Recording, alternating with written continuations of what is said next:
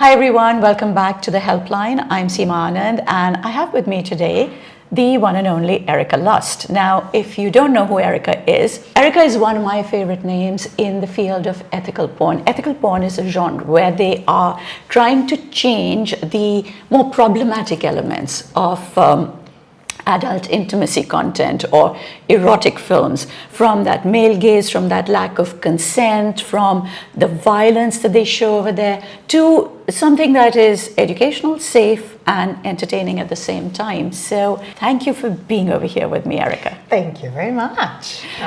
We are here with you in Barcelona in your fabulous office. I wish I could show everybody the office. It is absolutely incredible. Well, welcome to Lust. I feel very privileged and very happy to be able to work in such a creative space. I'm sure you do. I think our space makes such a difference to the way that we think. So I have a few quick questions for you. I have literally flown down from London to talk to Erika in Barcelona because we get so many messages from people about how things happen in pornography. As you know, saying to people, don't watch porn, is not going to work. They are going to watch it. It is so heavily consumed. And the important thing is to actually make them understand what to watch, how to watch, and what to look out for in terms of what is real and what isn't. So the most asked question is, from men mostly, or from people with penises, how do they last so long in porn? How can I increase my time? What do they do to last so long? And some of the others have started saying, okay, we've got techniques to hold ourselves back so we can pleasure our partner a bit more before we come, but it starts to feel very technical. It's not very natural. And it takes away their arousal. Do you have some help on both those? Let's see. Let's try to get in there and try to understand what happens when we shoot a film. First of all, I want to remind the audience that I'm a filmmaker. I'm not a sex educator. So the stories and the tricks I might be telling are not coming from having studied for years, but from observing, from seeing, from interacting with many people. On our sets, we work with intimacy coordinators and people who are more specialized in understanding the more sexual aspects of the performance. So part of the work that we do has really to do with getting to know the people we are working with.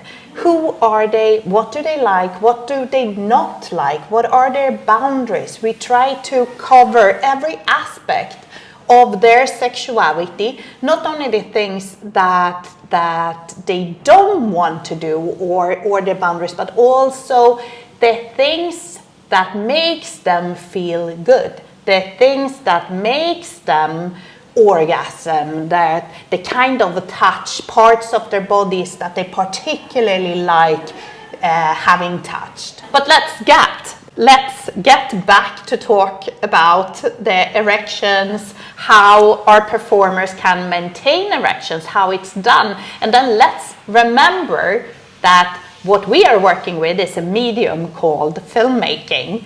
So I know that there is the possibility of editing. I understand that. Yes. But still, these people are actors. They have trained their body to be able to do certain things. And they're still doing it under lights and camera and pressure. I think that there's one component that you need to have in your way of being an erotic being to be to be in front of the camera, and that is you need to be a little bit of an exhibitionist. You need to have that feeling that you like having people looking at you. I think me myself, for example, I'm too much of a voyeur and too little of an exhibitionist. That's why, you put a camera in front of me and suddenly I feel a little edgy. I don't know exactly how to move, what to do. I feel that I'm somehow losing control in front of the camera. Whereas I see that many performers I'm working with, they are really growing in front of the camera. Sometimes I'm even quite surprised by people I have talked to that looks quite shy and very calm, and then suddenly they get into their role, their performance, their situation, and you can see how they're owning, how they start to own the space, how they start to become that erotic creature somehow. And that actually makes me think it's interesting, because even if it's two people having sex with each other, I think that it's the best thing you can do is actually sort of almost be like a peacock for your partner, isn't it? It is almost that whole idea of exhibitionism, but at a smaller scale, where instead of being shy and sort of closing down and saying, yes, fine, just do whatever you want to, the idea of pleasure comes when you are open to each other. So I think that's what I'm hearing. But yes, please do. To own your own pleasure, to know what works for you, how your body, to communicate with your own body. And that if you are with me, that I want you to have the pleasure of being with me. Like, it should be a pleasurable moment for both people. Yeah. But I think that this is also one of the reasons why I always tell people that I think masturbation is really key to finding yourself and your own erotic expression. Because many people who are living in couples, they tend to think that masturbation is almost like cheating. Yes. Oh my God, I had this message today. So my boyfriend masturbated next to me. Is this cheating? Should I leave him? And I was like, no. Right? Because it's a very important part of getting to know yourself and what works for you. Because if you don't know it yourself, how are you then going to be able to express it to another partner? Let's try to focus, because there's lots of things to say here about this subject. Yes. So we're going back to erections, things that are important. I mean, what I do see in many of my penis performers, penis owner performers, is that they take very much care of their health, of themselves, their diet, their training, even before a film shoot. They many times haven't really, had a lot of food, but they are thinking a lot about what they have eaten before, at what time, so they get to kind of manage the energy of their bodies. Very, very true. That's something the Kama Sutra also says. Don't eat before sex. That is something that we always look at our shooting schedule, because when we are filming, we have to really think through the schedule of a day, because many times we shoot fictional scenes and we shoot sex scenes, and then we have to kind of combine these, start thinking, when is the best time to shoot the sex? Is it better to shoot the sex scene in the beginning of the day, in the beginning of the morning, when you have your energy, or is it better to get into character, to feel the script, to understand the dynamic with the performer, and then play it out later during the day? It's all depends on what works best for every performer, every script, and especially the confidence that the performers have amongst them. It is important for me to say that sometimes we do have pauses, obviously, where a performer say, hey, I need a break, I need a little time. Sometimes they want some time on their own. Sometimes if they have a good connection with their co-performers, they might ask for a little time together, but without the camera team. Because obviously privacy is important, and it's really important for us as a production team to try to create a space that feels intimate and feel safe even if they are surrounded by a film crew. I think that's an incredibly important thing, actually, that you just said. The fact that they will eat at a certain time, because even the Kama Sutra actually says that you can't eat before you have sex because it will not help you to have a good erection. But also the fact that even with professional performers, they can sometimes have a low day and they need some help to actually get their energy back up. But then I also want to say that I am not obsessed with erections. For me, as a filmmaker, I think it's great. If it's not happening all the time, I want to show it in the most natural way that we can. But sometimes I have a performer who says, Erika, I understand that you want it to be very natural and easygoing, and that you don't mind if it's soft for a certain period of time, and that it's not maybe that phallocentric for me, but they want to care for their image. And then sometimes I have performers who say, Erika, I don't want to be on screen with a soft penis. Okay. So how do you, I mean, do you actually make scenes with, let's say if somebody doesn't have an erection that day, they have a soft penis? Yes. How would you then change the scene? Would you do other stuff and just of go with course. the flow? I mean, there's so many more things than penetration, right? I think that pornography in general is very obsessed with the phallus, is very obsessed with the penetrative sex. And I think that we have a responsibility to also show that many other practices are involved in a sexual great experience. And obviously in my films, I care very much also about the female identifying people's sexuality and experiences and pleasure. So I always talk to the performers beforehand saying, please have in mind that our films are not only for a male audience. I want everybody to have an opportunity to feel pleasure in this scene.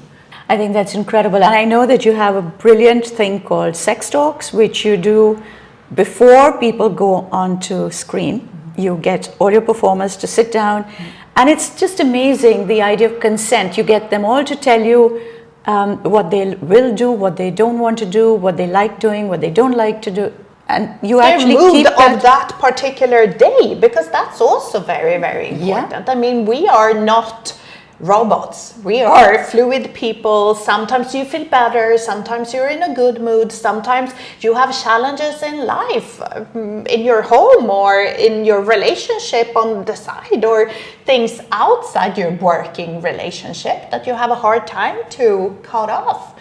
So I think that if we can, before we shoot a sex scene, establish that situation. Where are we? How does everybody feel? What's also the situation with health testing, etc., that we interchange the STI testing between all performers participating. We go through again what barriers they want to use, if they want to use toys, if they want to use a certain lubricant, if they have any certain allergies to have in mind.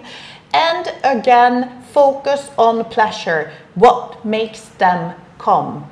What do they really want? What do they desire? And so I just want to make a point of how important a point this is, that we go through life with this idea that sex is about penetration, penis and vagina penetration. But in fact, and also coming from the lady who actually makes erotic content, that is just one part of the million things that you can do when you have sexy time. Of course. Look at all the queer people of the world. And look at all the parts of the body that have the potential to feel pleasure. And there are so many different things that you could do with it. So you actually make people sit down, you get them to share with you how they're feeling that day, what they want or don't want, and where they are basically in their life and their mood for that day. and then the shooting proceeds accordingly. Even if it's not to the script? I mean, what happens if you actually have a script? I mean, I do have a script. I do have a pre-established idea of what I'm looking for, the kind of the dynamics for that scene. Who is this character? Who is this other character? How is their encounter gonna play out? But then I have some space for flexibility, because we are talking about real Human sex beings. here, Yeah. human beings, and things can change. What I have to be very aware of is that what is changing is inside the boundaries of what we have already accorded to. So, for example, if I have a performer who said, I want to use a condom, I, together with the intimacy coordinator, we have to make sure that a condom is gonna be used. In case we see that they are moving forward and there's no condom, we would stop the action and we would say, hey, stop, we need to use a condom. And that can happen, because in the heat of a moment, sometimes you don't remember yourself what you actually wanted when you were talking before. Sure. Yeah. Okay, so very quickly before we move on to my next question, do you have any tips or techniques for people who say that they try and hold back so that they can be pleasuring their partner and they don't want to come too soon because they want to give their partner enough time for arousal? Something that makes sure that it doesn't feel too technical. If they want to hold back, they don't want to come, but they don't want to kill the moment. So it's not that easy to think about something tragic and let your brain go on another. You want to stay in the moment. Because there was this one gentleman who wrote, he said that I start thinking of non-sexual things so that I can do this, but then it just feels mechanical. You know, it just feels like it's not sexy anymore. Yeah. What I would say would be get the intent, slow down the impact, right? Because if you keep on a very high impact, it's going to be hard for you. So maybe you slow down, you have a kissing sensual moment for a while, you do some touching, maybe a little bit of massage, you slow down a little the sexual intensity, but you stay sensual. If they're in a penetrative situation and they're feeling that they're about to come, obviously they cannot stay in that situation because it's gonna end up happening. So they need to stop for a while. They need to take it a little easy. They need to breathe, maybe drink a little water. And then starting, that's actually quite a good idea. Maybe stop for a bit and pop a chocolate in your mouth or drink a bit of water. Or concentrate a bit on her pleasure for a while. So, no, but that's what he was talking about. He was saying that I concentrate on her pleasure, but it, like, trying not to make myself come means that I'm thinking of other things so that I can focus on her. And I think that's where he was having the problem. But no, I think that this is actually quite good advice, that maybe slow it down to the point where you stay in the moment but are not thinking of the heavy intensity of the coming, and start almost like zero again, like, you know, go really soft and then start again. So maybe that would absolutely help. I'm trying to think of how this would. And then I wonder, can you train yourself? Can you train yourself maybe even watching pornography, watching images, but then not letting you come? Yeah. Holding back. Edging. Yeah. But training that feeling of holding back. That's a really good idea, actually, that train yourself. Train yourself, train your body and your mind. Because this is what we learn in life in general, right? When you have a problem with something, you practice little by little. At the beginning, maybe it will not work, but then little by little, you become better at managing the situation. That is very good thinking indeed. I'm just going to recap what Erika said. Think of something else at that point, which is in the moment but slower. Go down to maybe something soft like kissing or just touching a little bit in order to bring your partner up. and practice in your own time. Good sex is a learned skill. Whether you're touching, flirting, kissing, or thrusting, it is a learned skill. It is. Okay, talking about learned what skills. else comes to my mind is go for a cold shower. I think that might just be the end of it for a lot of people, but That might be the Viking way of doing things. So as you can see, we've actually shifted our space because my next question is to do with vagina owners. Okay. And somehow I feel that when vagina owners do their thing, they just, we work with different spaces. And this is just such a beautiful, this is actually part of Erika's office. It's her little bed chamber with this amazing ceiling, which we will show you in a bit. Erika, a lot of people ask me how they can learn to squirt. Oh, can you actually give us some tips on this? I'm not the best squirt teacher. Okay. I'm working with some actresses that are absolutely fantastic. Yes. Some are like fountains. I know, and they can actually do this to demand. They're absolutely brilliant. Yeah. But the best tip I hear is a toy that is curved. Okay. That has, you know, the Enjoy toy. Do you know which one it is? Yeah. The curved one. Yeah. It's a steel toy. Yes. This is the favorite toys of so many of my squirting performers. They just love this one. So, and it's the technique, I guess. Oh, I see. So they use that as the technique to get them aroused. Yeah. But how do you, I guess my question is that if you're aroused enough, how do you let go of yourself enough to be able to squirt? Do you have any ideas, any tips on that? How do you let go of yourself in general? I think that many people have a certain tenseness and are nervous in the moment of sexual performance because they feel that it is a performance. Yeah. And I guess that it has a little bit to do with how obsessed we are now in the world with our own image and what we are projecting and how other people see us. So sometimes I feel that people are missing out on the kind of intimate connection that sex can actually give you, where you are only kind of living in the moment, where it's about that energy and that sensation that's happening just in that moment. And instead, it becomes a bit almost pornographic in how we have kind of fought our minds to, you know, move our bodies, to perform in a certain way, we are, instead of feeling our own pleasure, focusing on what image does the other person see of us while we're having sex. Yeah. That it's somehow sad. It is sad. Yes. And it's really hard to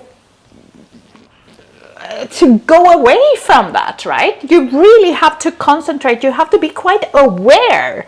And you have to kind of leave out that feeling of that you are gonna look ridiculous, that you are gonna fail, that you are not gonna reach that orgasm, that you're not gonna be able to make the show for your partner, and somehow just concentrate on your experience.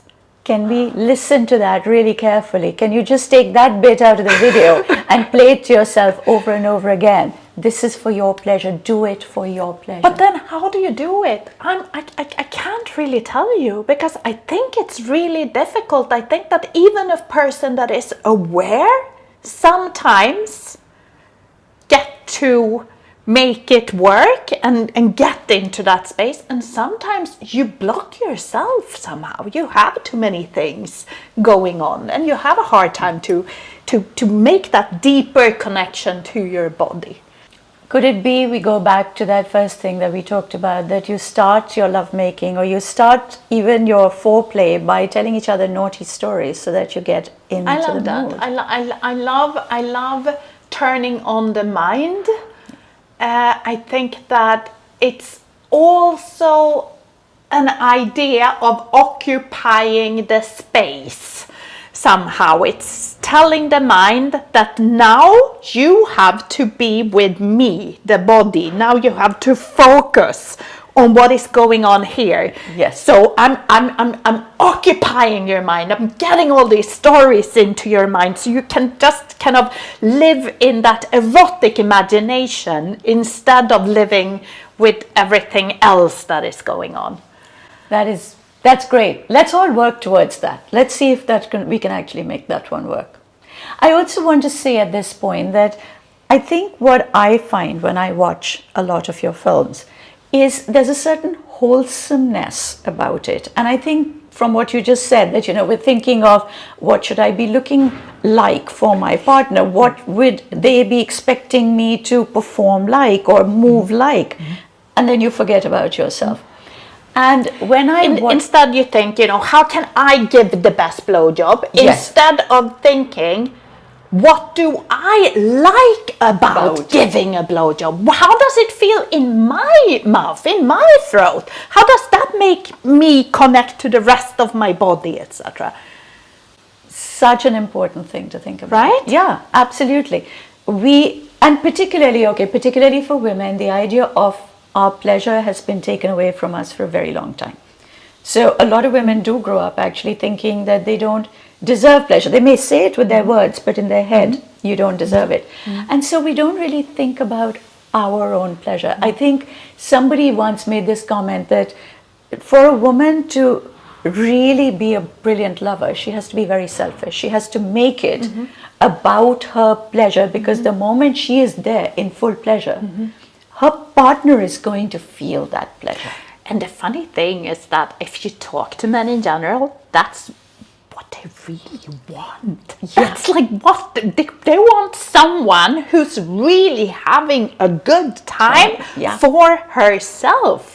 The reaction, you see somebody being really turned on, that's turning on. They don't want it to feel like a service. Yeah. But I think that also, if we look at the society in general and how sex work, and it's clear that it's something that we have used to obtain things in life. This is a capitalistic, patriarchal society structure. Women don't have as much power as men in general. Sex is part of something that we have used to obtain power, to obtain security, to obtain a home, to obtain, that man or to right? Yeah.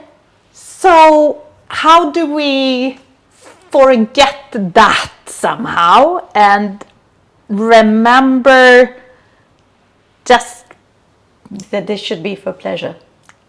We forget it. We forget it. Yeah. And we have lots of erotic capital, actually. We do. That's true. All of us do. And women particularly have a lot of erotic capital. But it's been, something that has been punished also. So we also know how to hide it. Yeah, we are told that women have 8 times the capacity for pleasure than a man does. And that, I guess, was scary for society. So they've made sure that it's suppressed. You're made to believe. I always say when I was younger, one of the things I would want, like if I was kissing, I wanted more of that. I wanted more passion. I wanted longer. And it would scare away a lot of the boys. Yeah. And I learned to say, well, okay, pull back. Don't do it, because it will scare the man away. You kind of destroy yourself and your own erotic capital, don't you? Because of what society says to you. So I was saying that, one of the things that people go with... that's what all women are being told, really, that if you are too sexual, you're not gonna find a man. You're not gonna be respected, right? You're not going to be respected, yes. That you won't deserve the respective society. So you learn how to adapt and how to move that sexuality outside the public space and into very kind of private spaces where you even believe in the idea somehow that it's perversion. Yeah. And then that whole idea of hiding it makes it even more of a perversion. It makes you feel guilty, makes it feel dirty, and it's a vicious cycle. It goes around. But I really want to talk about the setting that you have in your films. Now, you make erotic films, and I find that they're very wholesome. I love the fact that I look at them and they feel light and they feel happy and they feel normal, and they don't feel like, oh my God, I'm going into this dark, dingy peephole place to, you know what I mean? I'm just saying that a lot of people will compare their partner or whatever they're doing to what they have seen in an intimacy film or in an erotic film.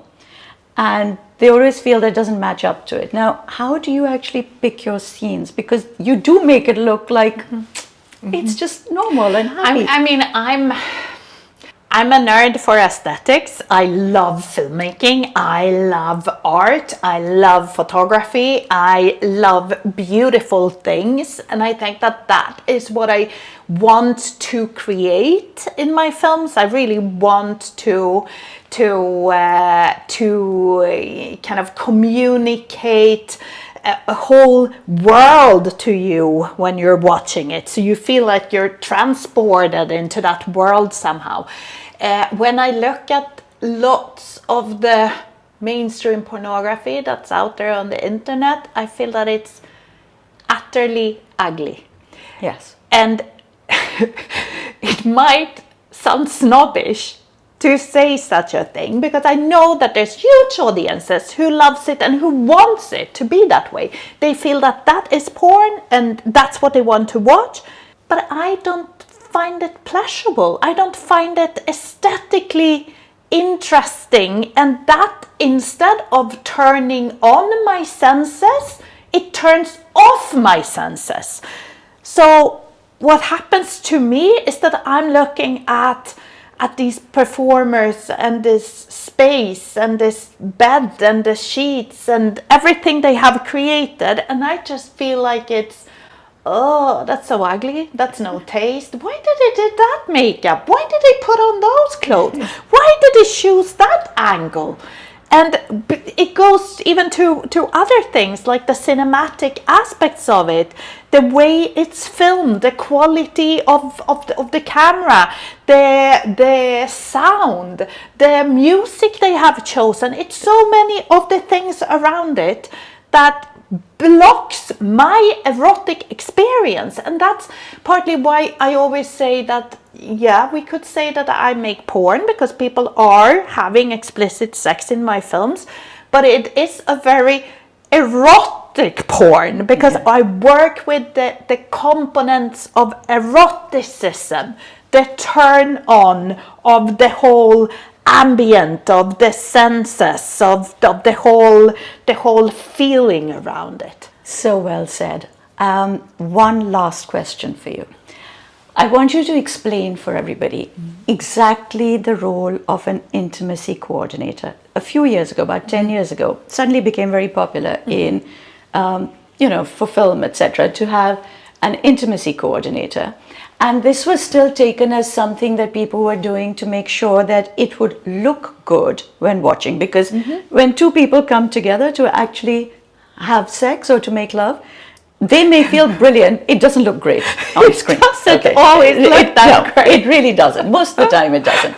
So I understand that you need somebody. Yes. But in porn, the funny thing is that with the difference is kind of that when people are having sex, the bodies normally are very close to each other, so you don't get to see that much. Yeah. And pornography wants to see it all. So what they are doing sexually, many times it's not really satisfying for the human bodies, because they want to see the whole penis, so they can't have it inside the vagina. They have to put it out. So you can sometimes, hear performers saying that in what we call mainstream porn, there are certain rules for how they are supposed to show the sex, but they are not really performing a natural sexual situation that happens in real life. Yeah. So one of the things I try to do is to kind of decodify the way that the performers are thinking that they have to show the sexual acts. And I'm saying, I'm not looking for that. I'm looking for you to have a really good time, for you to concentrate on the intimacy with your partner. And it's the role of my team with my camera women. We are the ones who's gonna go there and try to find the angles and what we want to see, etc. But you don't have to hold back. You don't have to show me everything. You don't have to separate your legs all the time, because I'm not interested in that. Okay. I think that's literally, that of course is spot on. Thank you for that. But I think it's also in your work, the role of the intimacy coordinator is much more than just the visuals. It's also understanding what your performers want, how they're feeling, working with them, seeing, because each performer has their own talent in what they can actually bring, right? And working with them beforehand to get to know them, to establish a relationship, because also with many performers, they're people that we work with in different occasions, so we really get to know them. We get to know what they like, who they like to work with, what are they into, what are their kind of fetishisms and ideas and sexuality, and that makes it so much easier for me to partner them up with the right film and with the right co-worker, so we can get that connection going on.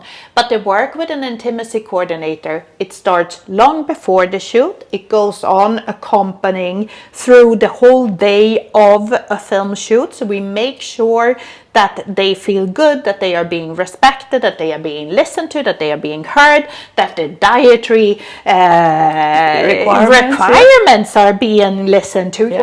Very basic things to more advanced things of connecting with them, of knowing do they feel good, and then connecting with them again after a shoot. How do they feel a week after? Do they still feel good about what happened? Are there things coming back to them that they felt, I said yes to this, but maybe I didn't want to do that, or do they have certain worries? Is there a part of their body that they don't want to be shown in a certain shot? Or there can be many different aspects. So it's really being there all the time to establish that real, the safety and the connection. Because this is a work that we want to be proud of, the films we make. We don't want to fool people into making films that they don't want to do and put them out on the internet. We have no interest in that. We want everybody who have been involved in this process to feel that that the films have been inclusive to who they are, and that they have been treated correctly and well, and that they have this feeling of, we've done this beautiful work together. Thank you so much, Erika, for saying this is one of the most important things that I wanted to get from you, because I say this to people when they're doing any kind of sexual activity, whether it's two people together, whether it's a threesome, whether it's four people together, that the boundaries and the rules that you set are not just for the start. You have to have a template for conversation in the middle of it and at the end of it. Whether you enjoyed it or not, it doesn't matter. You need to be able to discuss it through, because unanticipated emotions come up, and we can feel differently. I said yes, but suddenly this is happening, and I'm viewing it like that and I don't like it anymore. And normally it's not black and white, and it's also about, you know, owning responsibility. This is not, you know, something that you just go in there and you say what you want and then that's it. No. You own responsibility also to, if something is happening during a filming that you don't feel good with, you own the responsibility to, you know, say, hey, sorry, I need a break. This is not working for me. I don't feel the connection. It's too hot in this room. I can't concentrate, or whatever is happening. That didn't feel good, or I need to pee. I'm afraid otherwise I'm going to get an urine infection.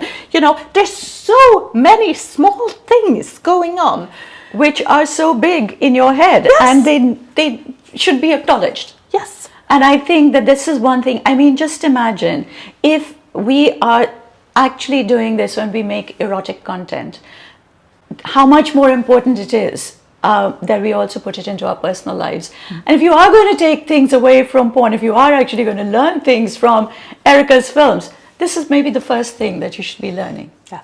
It's about setting rules, boundaries, and consent before, during, and after. And that's the way you evolve as a human being also. We are fluid, we learn, we move forward. We move forward, we have to be good. And we change in our moods every day. And what is most lacking is the capability of communicating. Yeah.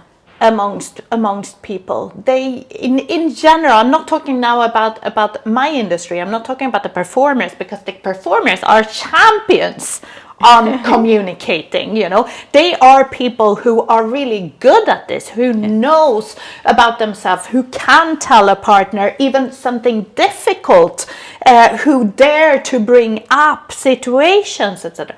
But in just in real life, amongst normal people, I mean, people go out to a bar, they go home, they have sex with people, they have not even talked about their sexual past, or if they have done a STI test lately, or some people don't even dare to say that they want to use a condom. I mean, we're talking about basic, very basic necessary safety, necessity that people don't know how to talk about. So we need somehow to break through that. And to be very clear on that, if you need to practice something before even getting into sexual situations, practice communication. That is so great. I think that should be the first lesson in sex education. Communication. Practice communication. Erika, it's been an absolute joy talking to you. I want you to leave us with one little idea. If you were going to give one little bit of advice to people who are not quite as open to their own sexuality, they're a little bit closed in their mind, a little bit afraid in their mind of opening themselves up to pleasure, what would you say to them if you had to give them some advice? I mean, for me, it's easy. I would say, go and watch some movies, because if you get to watch this kind of movies, I'm not talking about the regular porn that's out there. I'm talking about crafted movies that are, you know, made by a group of people, by a community of people who care about human sexuality and all different aspects, and the diversity and the inclusivity and our sentiments and feelings.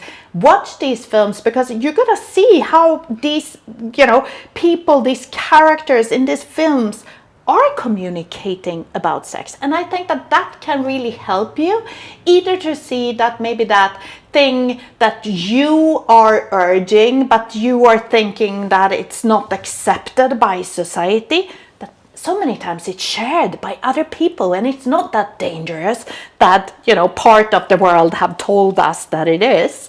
And you can see how these performers are talking about sex, and that can inspire you to learn how to open up in your own sexual relationships, starting to talk with your partner. And I hear couples who come back to me who say, hey, Erika, we watched that film that you made, with the role play. And then after we watched it, I asked him, I said like, hey, how did you feel about that? Because it really turned me on. And I'm thinking that maybe I'm more dominant than I thought I was. I would like to try something like that. And that's where everything starts, right? And that's where it begins. In expressing your desire and in having a partner who can listen to it, respect what you're saying, and daring to play with you. Daring to play with you. I love that. I really do hope that you all enjoyed this podcast as much as I did. Erika, thank you so much for your time. It's been so incredible. Just being in the Erika Lust headquarters, surrounded by the most amazing artwork and other stuff, which has been great too. If you found this useful, do as always, like, comment, subscribe. If you want to reach out to Erika Lust or her team, she has a website, and where can they reach you, Erika? We have a website, erikalust.com, but we're also obviously on social media, even if we are heavily shadow banned, so it can be hard to find us. But do feel free to write to them either with your requests, questions, or even your general observations, and I'm sure that their team would love to hear from you. If you have any questions for me, I am, as always, on info.seema.anand@gmail.com. Look after yourselves, stay safe till the next time. We'll see you soon.